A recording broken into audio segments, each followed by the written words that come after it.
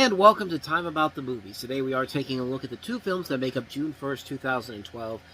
We're kind of not doing an intro this time around because we can get through these movies pretty quickly, and yeah, I'm still kind of a little under the weather here, so let's just get through it here. We can get through these pretty quickly. Let's talk about our first movie that we have here, Snow White and the Huntsman. Easily the better of the two Snow White movies that came out in 2012, no question about it. But and probably the better Snow White movie that came out in the last decade or so, the best live-action Snow White movie at least. But you have Princess Snow White, played by Kristen Stewart, who grows up in prison by her evil stepmother, the powerful sorceress Ravenna, played by Charlize Theron.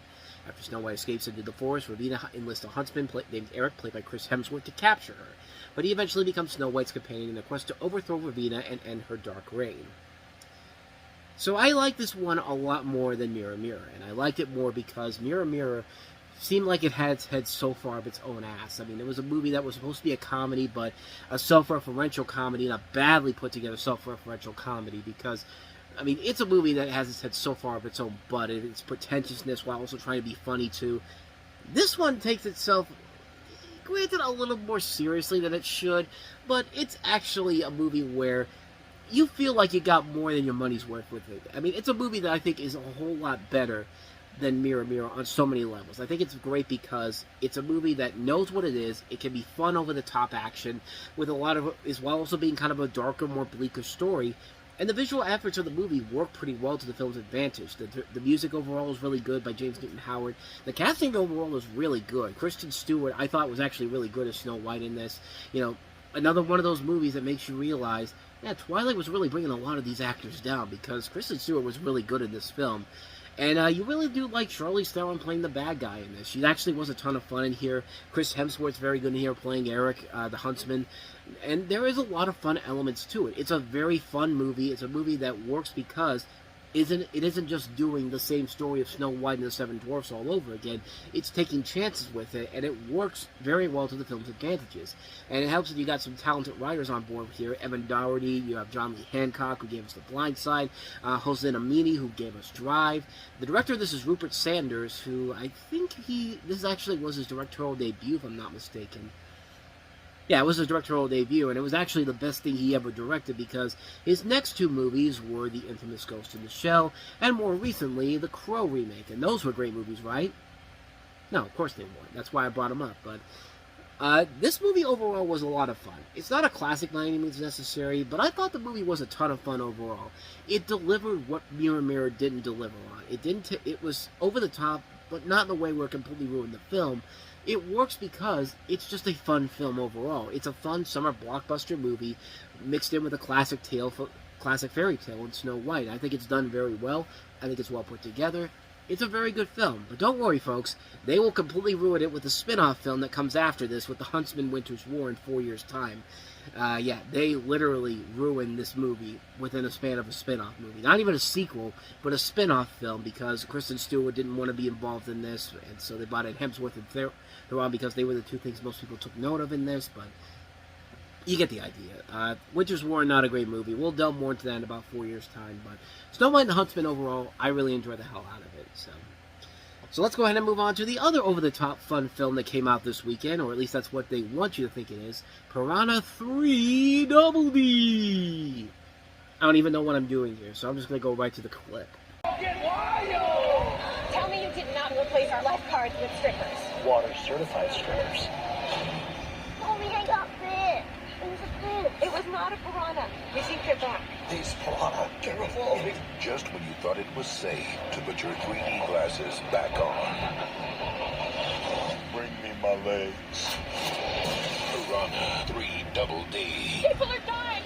I'm not a lifeguard. Never was. And why are you even here? Yeah, because you're on Baywatch. You know, that trailer has a lot of the fun things about this movie and the stuff that's really terrible about this movie. And stuff like that, David Hasselhoff just randomly showing up, not as a lifeguard, but because he was on Baywatch. You know, the SpongeBob SquarePants movie had a better representation on how to use their David Hasselhoff. This movie does not.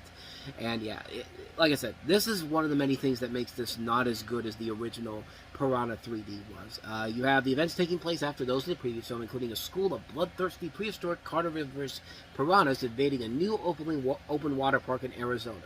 You have characters played by Daniel Panabaker, David Koechner, Katrina Bowden from 30 Rock, Gary Busey, Christopher Lloyd. You see Ving Rhames with a cameo in here, and it's literally a cameo because he's uncredited for this movie. And I mean, this was a guy that when Pirahna 3D came out, he would go on phone calls to market the movie to sell that film. If he doesn't want his name attached to this movie, then that should probably be a sign that he's not proud of this movie. And really, you can't really blame him for it because, yeah, this thing is pretty bad. Like I said, there are times when the movie can be silly fun. I mean, it is cool to see Ving Rhames using his leg as a shotgun in this and see Christopher Lloyd in this film as well. But there's fun self-referential humor, and then there's forced self-referential humor. And this has a lot of forced self-referential humor. Like, to the point where once they get going with it and just keeps going on and on and on and on, it's just kind of like, shut the hell up already, Jesus. Like, it goes on forever. This thing's not even that long. It's not even 90 minutes long, but it feels like an eternity watching this movie. It's just like, good lord, man. And the jokes that are even in here are not that funny. The cameos they have in here aren't really all that great. I mean, this movie took what made the first movie fun and just completely ruined it by making a sequel that nobody was asking for. And really, there's not much more you can really do with it with a film like this. I mean, the first movie works on its own merits, but this one just feels like they took it way too far. I mean, it's kind of like the Human Centipede 2 of this series, except it's not as effed up as that movie is. And I say that because it's mostly more about gross-out humor and less than about these piranhas coming to kill these people. Like, I mean, it's not a good movie. It's a really lazy film. It's lousily put together.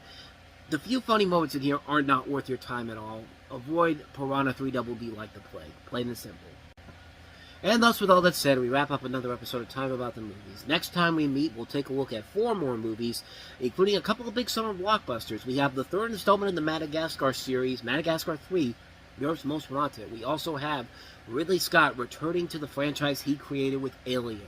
And everyone was really hyping this up to be the next big sci-fi hit blockbuster in Prometheus. Did it succeed in that? We'll discuss it on the next episode. Trust me, that's worthy of a long discussion on that one, because probably people aren't going to like what I have to say about it. But we also have Safety Not Guaranteed, a movie about, a guy that says that they're trying to go back in time and that their safety is not guaranteed, and it's a quirky little sci-fi comedy that we'll take a look at. We will also take a look at, not this movie that I'm looking at here, we also will take a look at Greta Gerwig starring in Lola Versus, one of the Fox Searchlight movie that you may have not have heard of, but you might want to check it out. But we'll talk more about that tomorrow on the show. All 4 of those films in general. So, with all that said, thank you so much for watching this. I hope you enjoyed it. If you did, please go ahead and do me the honors of hitting that like button, that subscribe button, and that notification button. Also, don't forget to check out our playlist, and don't forget to check out the last episode we did. So, with all that said, whether it's in the past, the present, or the future, I will see you at the movies. Take care.